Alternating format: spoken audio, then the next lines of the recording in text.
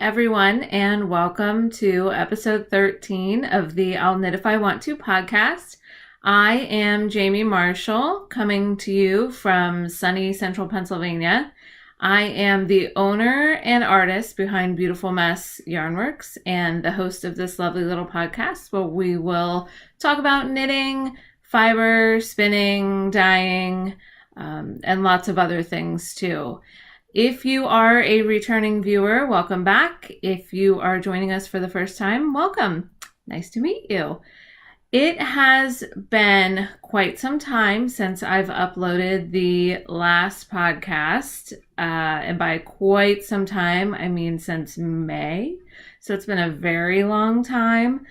I basically took the summer off for a few reasons, mainly that it's just busy spending time with family. We did a lot of traveling this summer. We like to joke and say we were essentially gone for the entire month of July. The school year wrapped up in June. My son finishes kindergarten year, and we did a lot of fun things over the summer. Then we spent the first week of July in Vermont with our friends, and that was a fabulous experience. We stayed in a refurbished farmhouse in Stowe, and it was amazing. Just everything about it was amazing. We did some hiking, went on the rec trails, obviously beer, cheese, everything that comes along with Vermont, the Ben & Jerry's factory. We checked out Burlington and a couple different areas. I was able to go to Must Love Yarn in Shelbourne, which was amazing, and the owner was so sweet, and I did get some stash acquisition from there. Then after that, we were in New Jersey for my nephew's birthdays, then spent some time in Rehoboth, Delaware at the beach, and just really had a blast. And then before I knew it, August was here, and it was time to get back in the swing of things for work. I've probably mentioned it before, but other than being a knitting addict and independent yarn dyer, my full-time job, I work at a public high school as an instructional coach, which basically means I teach the teachers. I don't have a lot of interaction with students, but I work with teachers to improve their instructional practices, to increase learning for all the kids. So that was back in gear in August. Things got busy there. I've been spending a lot of time prepping for an event next Friday that I'm going to be vending at, and I'm going to share some of the information and those goodies with you later. And then today, my husband took the kids to his mother's house, and it's so nice out, and the sun's coming right in the window, and I thought, I have to get back at this. As soon as I get back at it and do one, I know that they will follow regularly as they did. I just sort of have to get back into the swing of things. So I have a huge finished object parade to share because it has been so long. I have a sweater catastrophe, some things that are currently on my needles. I have some really cool things that we have a couple left of in the shop, some cool things that are coming in terms of events, and then also some new neat little things that are coming to the shop. So let's go ahead and get started. So the first segment of the podcast here is called Off My Needles. And like I said, I have a large number of finished objects to share with you. If you see me sort of glancing downwards, I'm looking at my note just because I do have so much to share. So we're going to start with the first finished object. And I believe the last time I did the podcast, I shared that I had the leg of one of these socks done. And these are my Zigzagular socks. And these are designed, this pattern is by Susie White, and you can get it on Ravelry. And this yarn is stranded Dyeworks. It's the Oasis base in the Reef Dive colorway. And it is just amazing. It's showing up really accurately on the screen too. So it's got some darker turquoise, some lighter blues, red, yellow, green, a lot of white space in it. So you get this really neat effect. And the Zigzagular socks have this really cool zigzag cabling. So this would be the right foot, and the zigzag would go down the outside of that leg. And then here is the left foot, and the zigzag would go down the outside of that leg. And these were just super fun to knit. It's been so warm here, and unseasonably warm as well. Just last weekend, I was at my son's baseball game, and it was 90 degrees, and it was a week away from being October. So I haven't really gotten much use out of these, but I'm really excited about these. I love the way they turned out. So that was really fun to knit. So if you're looking for a sock to knit that's not vanilla, not too complicated, and really neat for a variegated or speckled colorway, I would definitely recommend this pattern. Again, it's by Susie White, who is of Prairie Girl Knits, and you can get it on Ravelry. So I'm loving these socks right now. All right, so in order of completion, the next thing I finished was the April Fool shawl by Melissa Stajda of, and I'm sorry if I butchered that, of Hey Lady Hey. And this is really a massive shawl, so I'll try my best to sort of show it as best I can. But you can see that there's an eyelet section. It sort of ends up being a large square. There's an eyelet section here, and then it goes into stripes over here, and perhaps the most fun part would be the fun tassels on each corner where the stripes and the eyelets meet. And I don't know why I don't knit more stripes. I really enjoy this. I love the way it looks. So this is really fun. You can fold it in half this way, like a triangle, and wear it with your tassels hanging to really see the triangle.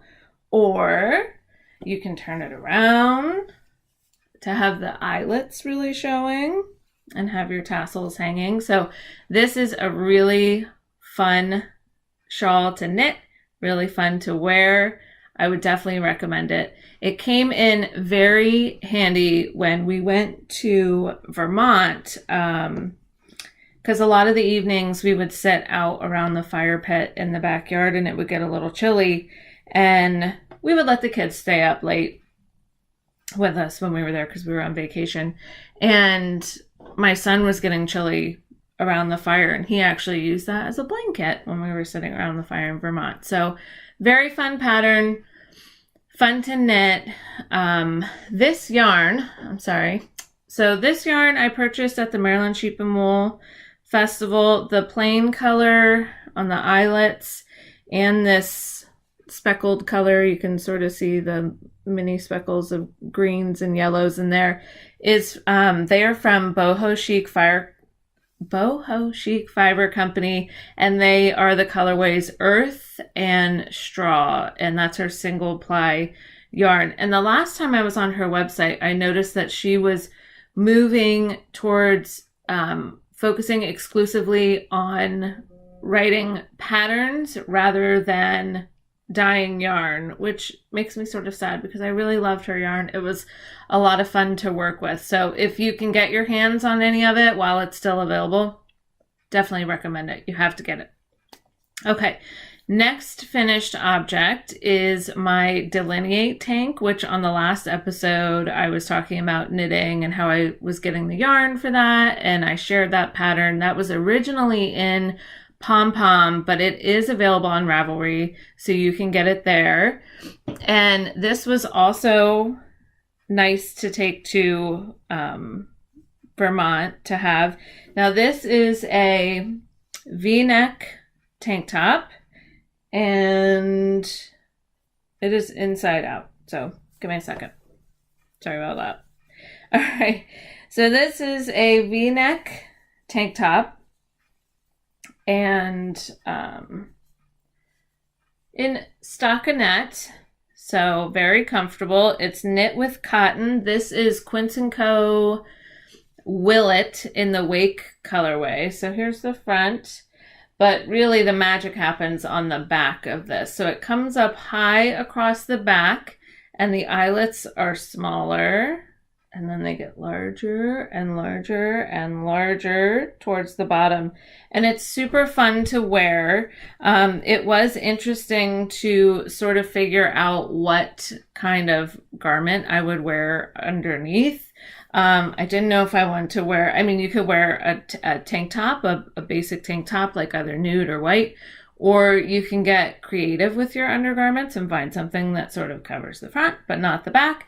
And that's what I ended up doing, and I absolutely loved it. And I have full pictures of me wearing this on Instagram if you are interested in seeing what it looks like modeled. But this was super fun, and I just love these eyelets and how they increase in size. All right, so the next finished object, I keep going back to Vermont for this, but it's sort of recapping the summer as well. But I cast these on as something to knit in the car, just a super simple stockinette sock that would be good for car knitting.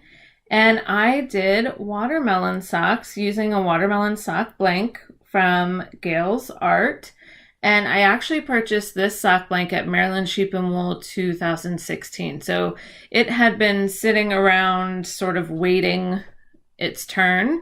So there's one. And there's the other. And you can see that although they are not perfectly matching, sort of with the biggest noticeable difference being in the heel flap there, they're fraternal twins, so I like them. I like the way they turned out. The sock blank was fun to knit with. I love a good just stockinette sock every once in a while. And I would definitely recommend getting one of her sock blanks if you don't have one. They're really fun. My mom had one that it was gray and had flowers on it and turned out this really cool pair of speckled socks for her, but these were especially fun, and this is kind of my Vermont project as I cast it on to drive out there and knit on it while we were out there. So that was a lot of fun.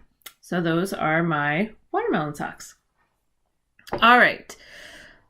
With keeping with the podcast theme of sort of remaining short and being something that you can easily catch up with, I generally try to keep it to 30 minutes. So I'm sort of speeding along with that in mind, although we might go a little bit beyond today just because there is so much. So a couple more finished objects. The next finished object I have is my Pixel Rise cowl, which was designed by Kemper Wray, who is Raybot and dyes junk yarn. And this was my first dive into stranded color work. And I knit this using my glazed mini set, which was inspired by donuts, which is one of everyone's favorite treats. But this was a lot of fun to knit, and I did make mistakes in one section. I won't tell you where. If you're familiar with this pattern or color work, you may be able to see it. Actually, it's right there. I'll just let you know. But someone told me when I started knitting that those are simply design elements, not mistakes. So here is the cowl. This is super fun. Just your basic rectangular cowl with some color blending. The Pixel Rise, I see one there. It's easy to see, probably where the brown goes to the pink, is so fun. So this will actually be going with me as a sample to the event that I'll be vending at on Friday. But this was really, really quick to knit, and it makes me want to knit the Pixel Rise socks. Although that pattern is a little bit intimidating to me because it's written for toe up with an afterthought heel, which is absolutely terrifying. I don't know how to do that. If you know of any good tutorials for how to do that, you can leave it in the comment section below and I will check them out, because it seems to be sort of the thing to do, especially if you are working on something that is striping, a pair of socks that is striping. So I would love to learn how to do it. But this was really fun as my first color work experience. I feel like my tension was pretty good with the stranding. It's not too tight. Those areas are still sort of stretchy, but they don't look especially loose either. So this was really fun. So this will be going with me to my event. Let's see, the next finished object I have is, okay, my Brioche Bandana Cowl. And this is a pattern by Lavanya Patricella. And this is the DK version. And I did this using my own yarn, so Beautiful Mess Yarnworks. And I did it with 2 new colorways.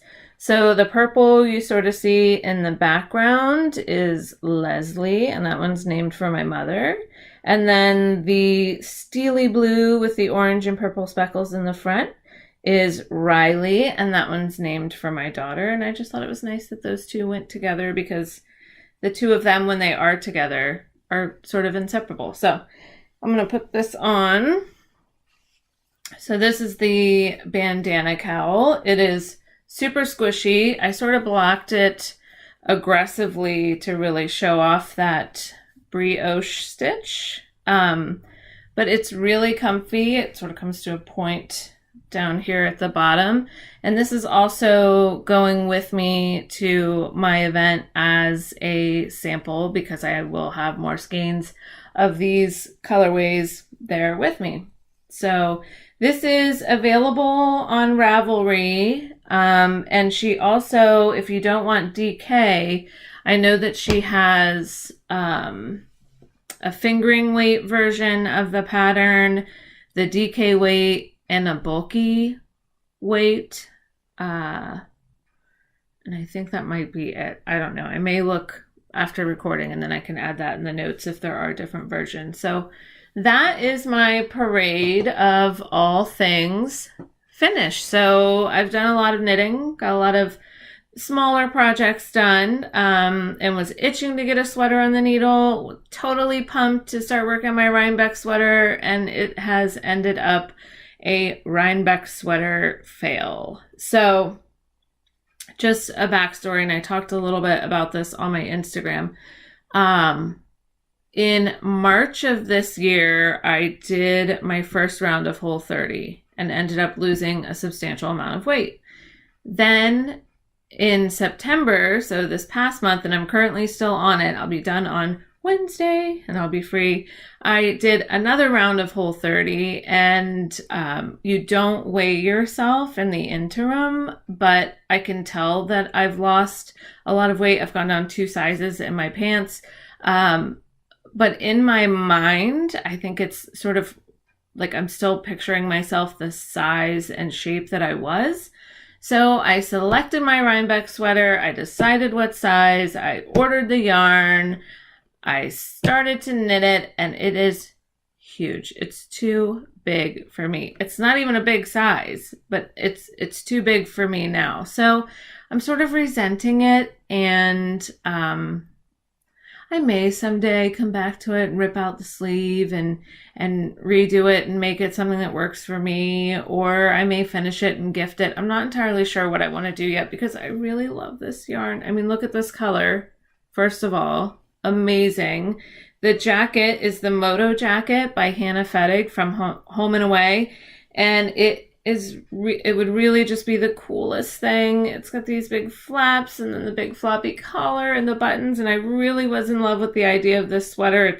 I made it a little more cropped so it'd be a little more sassy, but the sleeve, I mean, could be like a pair of leggings. It's way too big for my arm. So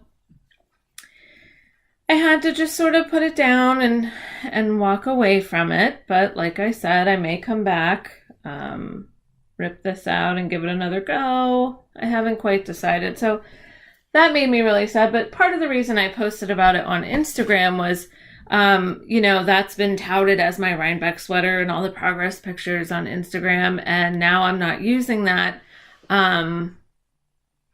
So do I not have a Rhinebeck sweater, or can any sweater I've knit since last year at Rhinebeck be my Rhinebeck sweater? And if that's the case, I have a couple of options. I have my Rosemont cardigan, which is also designed by Hanna Fettig, And that one is knit in Primrose Yarn Company, the Snow Owl colorway on her worsted base. And if you can't tell, I love Hanna Fettig sweater patterns because the other one I have is the West End cardigan from her texture book. And that one is knit in Quince Company Lark in the Parsley colorway. The response I got from the community on Instagram was basically, if you wear a sweater to Rhinebeck, it's your Rhinebeck sweater. Doesn't matter when you knit it. So now I sort of have choices and I can decide what I want to be my Rhinebeck sweater this year, but that was really sad. That one actually really bums me out. That's the first time that I've sort of been heartbroken over my knitting. So that's the first thing that I have on my needles. The second thing I have on my needles has sort of been a bear. I love the pattern. It's not a difficult pattern, but for some reason my brain was really struggling to keep up with the lace. I don't read charts. I can't read charts. I probably could read charts if I took the time to learn how. So I'm following the written out chart instructions, and it's kind of hard to keep up with, and not to mention the fact that I'm counting while I'm doing that, and you know, college football's on in the background and they're shouting out all kinds of numbers and I get a little bit behind. So I've had to rip back in my 3 attempts at the lace. I've had to rip back 3 times, a total of, 39 rows over the course of the 3 times. But I'm really loving it and I'm chugging along now and I haven't made a mistake in a while. So I feel like I'm sort of getting my knitting mojo back. Because I really felt I had lost it after the sweater catastrophe and after all of this, but we are on the right track with this. So the next thing I have on my needles is the Spring into Summer Shawl. I know I'm off a few seasons, by Mina Phillips of Knitting Expat. She has her podcast and knitwear designs and probably one of the cutest babies you've ever seen. So please check her out. So this is the Spring into Summer Shawl, and this is yarn that I purchased at Must Love Yarn in Vermont, and it is Wonderland Yarns, and I got the Mad Hatter combo, which has a full skein of this Sleeping Griffon color, and then these Cowl and Scuttle sort of gradient minis. So here initially is a garter section, the super fun texture section using all the colors from the minis. And now I'm on this beautiful lace. Don't mind my lifeline through there. I learned my lesson. But you can see, you can see through it to the color of the wall in the background. It is gorgeous. And I am on track. It is all lining up. I have the correct number of stitches. I'm feeling pretty good about this one. So I have 16 more rows of the lace in this main color, and then I'll be moving on to the other end of the shawl, but I'm really loving this. Shannon of Woodsy and Wild also just knit this as a sample for her local yarn shop. So you can see a picture on her Instagram profile. She did it with some really cool warm colors with tans and corals, and don't mind the ends. So that's that. So that's what I'm sort of working on monogamously right now. I feel like if I can just successfully complete a few things, that maybe I'll feel like my knitting mojo is back and I can move on. I really, really want to knit a Sunset Highway sweater.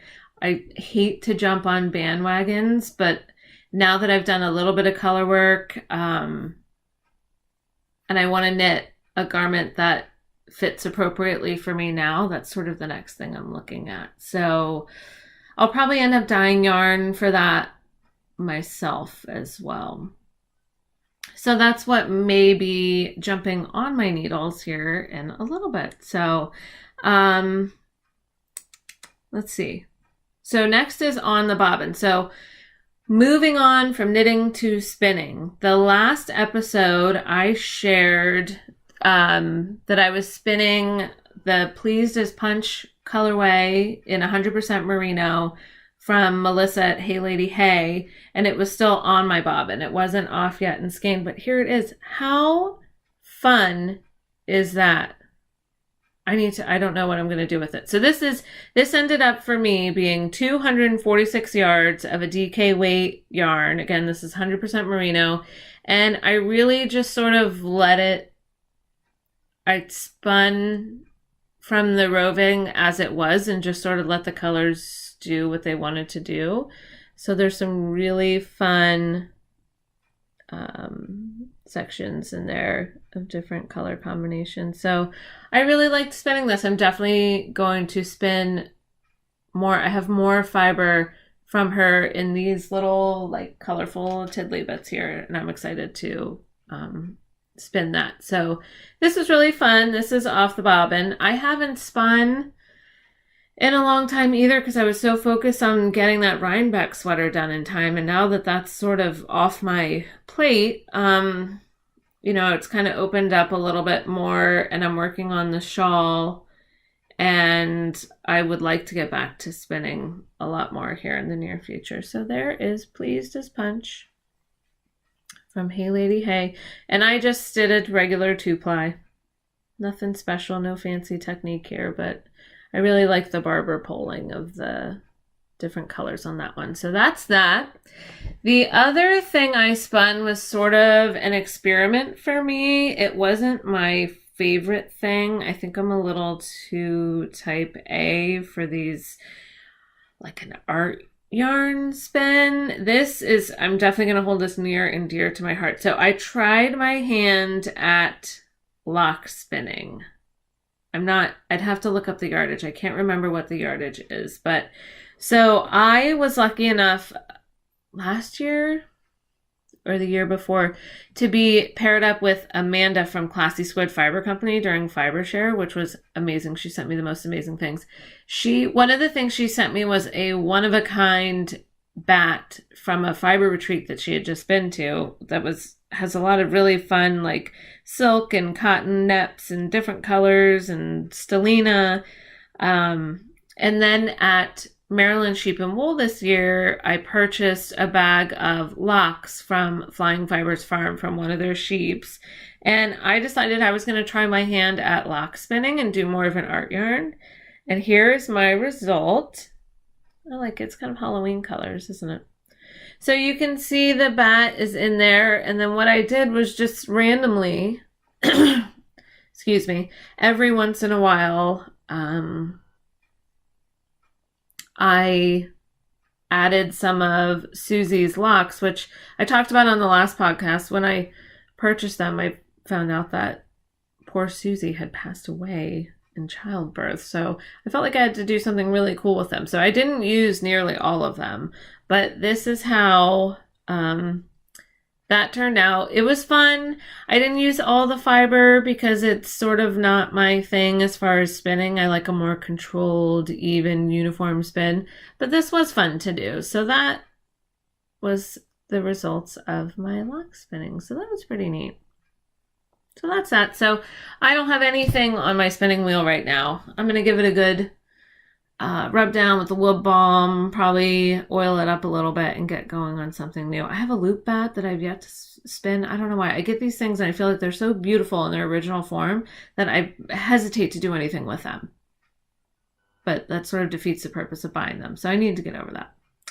All right. So I'm going to I have acquired a lot of stash since we last talked. But rather than share it all, I'm going to share my most favorite stash acquisition quickly before I move on to show you what I have in the shop and then tell you a little bit about the event this weekend that I'm going to be vending at. So I was able to snag a spot in Andy's mystery sock blank club. So if you haven't seen the hand painted sock blanks that at Andre Sue Knits, you are missing out.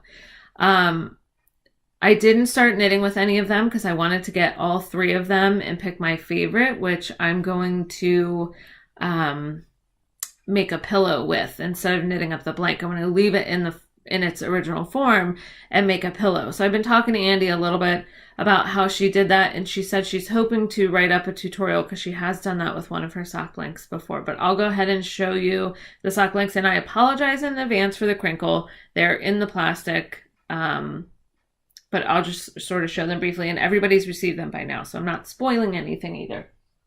All right, so in the order they were received, first we have, I'm gonna have to take them out. I'm sorry.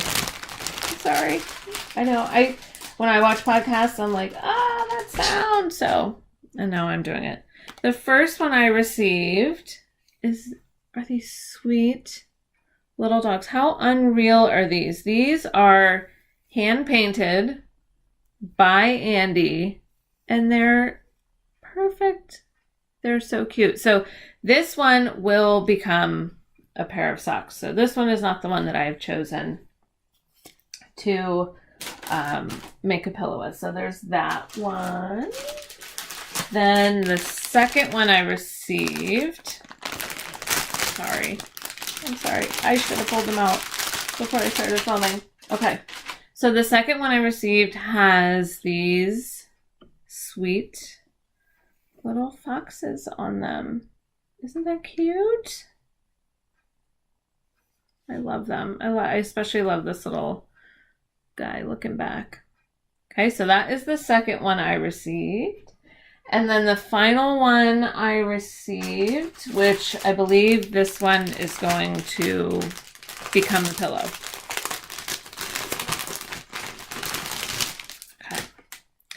So the last one has these sweet little deer on it. And she called this one Dear Jane Doe. Isn't that gorgeous? So as far as creating a pillow, my thought, and I mean, I may just try to like figure this out myself. My thought is that obviously it's going to be a long rectangular pillow. And I mean, let me know if you have any other ideas, but I'm thinking I could somehow, I don't know, mattress seam this down the top and the bottom, and then where I sort of get lost is, okay, what to do with the ends. And I don't know, maybe fold them over and like internally and seam them somehow, but this is definitely going to be the cutest little pillow with these deer. So that's my plan for that. Like I said, I acquired a lot of stash, but we'll just limit it to that since this is sort of a little bit longer today anyway. So I'm going to share with you some things that are in the shop and then some new colorways that I will definitely be repeating, but I'm taking the first batch with me to my event this weekend. So the event I'm doing this weekend is called Knitter's Day Out, and it happens here in Pennsylvania in Enola at Central Penn College. It is an event where there are classes. You can register for classes and workshops taught by people who are experts in their area. And there's also a marketplace. So it's basically a yarn and fiber festival, not retreat because you're not sleeping there, workshop event. Indoors. So I'm going to be vending there this year and bringing lots of really fun stuff with me. So I have some new colorways I want to share with you. And again, these are definitely going to be repeated. This is the first new colorway. Let's see. And the light is sort of changing outside, so it's kind of messing with the camera. This is Concrete Jungle. And this is on my simple DK base. It's 75% superwash merino, 25% nylon, 245 yards. But I have this on 4 different bases that I'll be taking with me to the show. Let's see if we can get that to show up. So there's some gray, some purples, and some teals in there. So that will be coming with me. And like I said, I have this on a variety of bases. So that will be coming. Next, this colorway is super fun. I'm a huge Arcade Fire fan. Love all of their albums, and their new album right now is insane. Check it out if you like alternative music. They have a song called Everything Now, and that inspired this colorway. So it's on the plain base with speckles of green, yellow, orange, pink. But this is really fun, and this is definitely repeatable, so I could have some more of this in the shop. So this is called Everything Now. This is on my single ply fingering weight base, so this will be coming with me to Knitter's Day Out. Next, I have another new colorway, which is like my new favorite right now, and this is called Tailfin. This is on my simple sock base, so this is my 4-ply sock base right here. And I love it. I love the hint of color in the speckles, the sort of tonal color all together on the yarn. And this is coming with me to Knitter's Day Out, and this is also on a variety of bases, so that will go with me there. And then my new fall color I came out with, which I love, love, love, love, love, Harvested. This again is on my simple sock base, but you can see the tonal nature of the background, the speckles to achieve the other color, just a really nice golden color. This will be coming with me. This is repeatable. There will be more of this going in the shop very soon as well. I think this would make a really beautiful pair of socks for the fall, or even a sweater, like a cardigan. This would be really nice. So that is coming with me. So those are 4 new colorways that are going to be making their debut at Knitter's Day Out. Another thing that's coming with me, and I had listed 10 pre-order slots for these in the shop. Excuse me. And those sold out rather quickly, but I was sneaky and I kept 5 set aside to take with me to this event.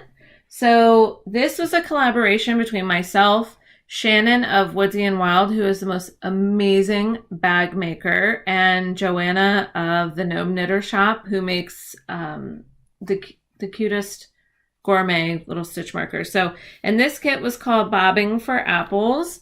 So this is the yarn from the kit that I had dyed, and it's sort of inspired by like the pinky reds of the apples in the fall. And then you can see there's green and golden speckles as well. So this is the Bobbing for Apples colorway. And then wait until you see this. This is the Progress Keeper that Joanna from Woodsy and Wild made to coordinate with the kit. It is a teeny tiny caramel apple with pink drizzles to sort of pull out that part of the yarn. So those go together, and then there's an awesome bag from Shannon that would hold 2 100-gram skeins, and I'm waiting on those to be delivered. The kits are all going to be packed up and mailed off this week, and I'm going to have 5 of them with me at Knitter's Day Out. So if you're lucky enough to be in the Pennsylvania area, if you're planning on attending Knitter's Day Out, there are going to be 5 there available for purchase. So that's really fun. Another new thing I'm going to have in the shop that's going to be debuting at Knitter's Day Out, which I'm still sort of waiting for all the pieces and parts for that as well, are these really fun rainbow sets of the bulb-shaped pins that are my absolute favorite. I almost use them exclusively as stitch markers.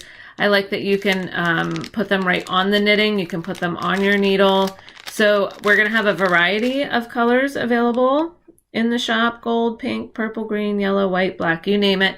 And these are going to be in these really neat little custom tins. So I'm still waiting on those tins to arrive.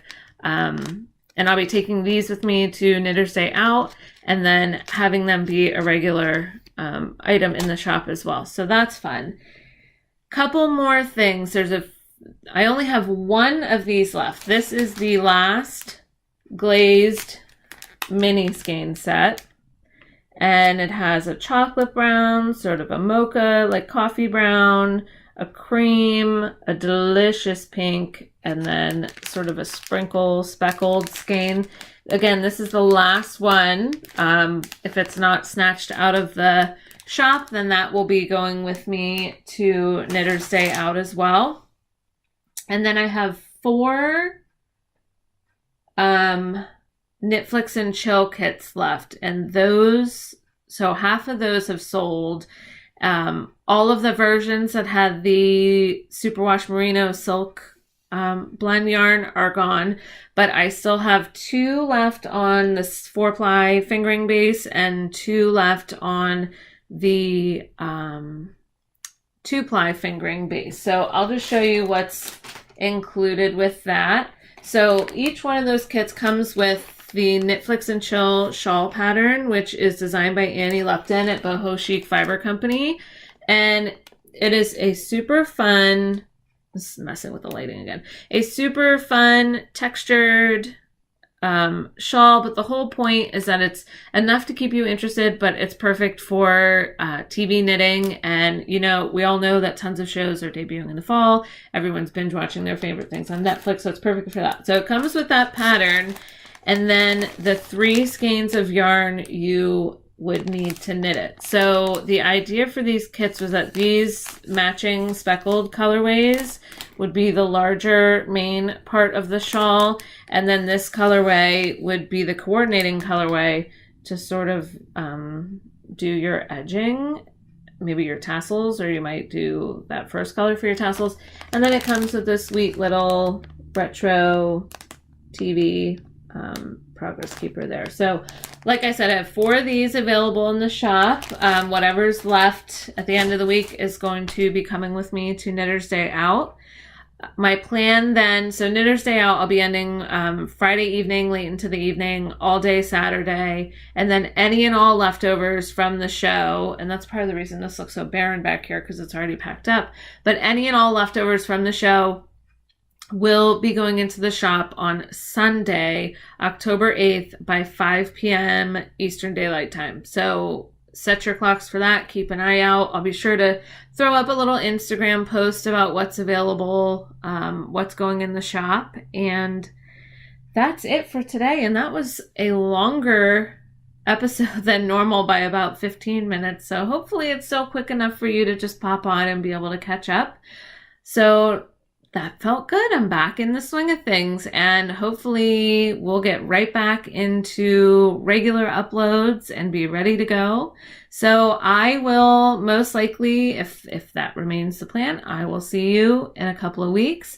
I'll make sure to add show notes here on YouTube and then also in the Ravelry group. And I am out of practice, so you can find me on Ravelry as Beautiful Mess Yarn. We have a podcast group, the I'll Knit If I Want To podcast Ravelry group. You can find me on Instagram at Beautiful Mess Yarnworks, on Facebook at Beautiful Mess Yarnworks, and here on YouTube where you can catch up on any past episodes and join us for new ones as well. So thanks for joining me today. I'm going to go have more coffee and get all cleaned up and try to sneak in some knitting before my husband and the kids get home. So I will see you soon. Thanks a bunch.